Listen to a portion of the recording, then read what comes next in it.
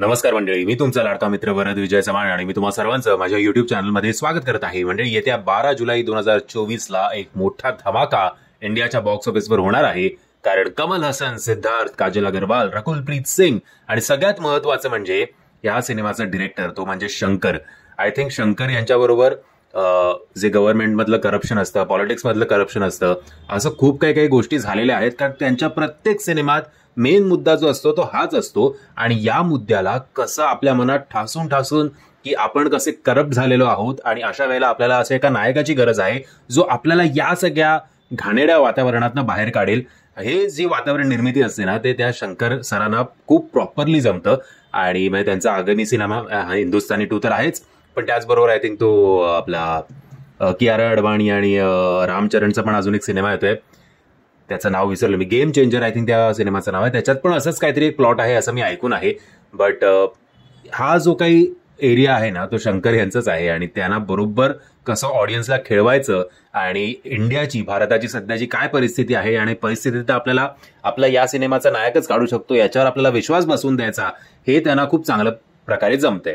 म्हणजे ही रेसिपी तीच आहे की बाबा आपण खूप करप्ट झालेलो आहोत, आता कोणतरी आवाज उठवायला पाहिजे. त्याच्यात सिद्धार्थ आणि हे सगळे जे आपल्या थोडे तरुण वयातले मंडळी असतात, म्हणजे सॉर्ट ऑफ रंग दे बसंती सारखंच, की आपण आता हातात गोष्टी घेतल्या पाहिजेत. पण आपल्याला मार्गदर्शन करणार कोण?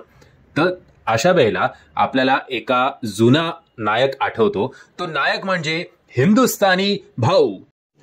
रुको जरा, सबर करो. नाही, भाऊ बिऊ काही नाही त्याच्यात, फक्त हिंदुस्थानी आपला जो आहे तो नायक. आणि आता तो म्हातारा सुद्धा झालाय, म्हणजे तेव्हा सुद्धा तो म्हाताराच वाटत होता. पण यावेळेला जर ना त्या काळाच्या नुसार तो मेकअप चालून जात होता, त्यावेळेचा कॅमेरा जे होतं ते. आता तो मेकअप, मला तरी याचा पर्सनल व्ह्यू आहे, तुमचं सुद्धा असं असेल तर मला सांगा कमेंटच्या माध्यमातून. आता जो काही मेकअप आहे कमल हसन सरांचा, तो जरा खटकतो, खूप आर्टिफिशियल वाटतोय, नॅचरल वाटत नाहीये, उगाच म्हातारा केल्यासारखं वाटतंय.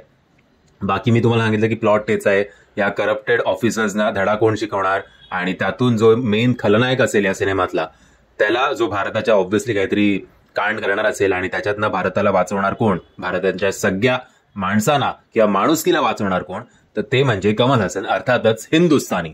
आणि हिंदुस्थानी नॉर्मली आपल्याला असं शिकवलं जातं की नको तिकडे आपण बोटं घालू नयेत किंवा गलत जगा उंगली मत करो.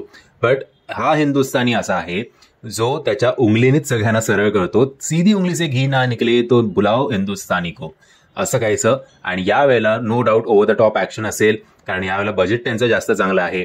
आणि बघूया आता 12 जुलैला हा सिनेमा येतोय.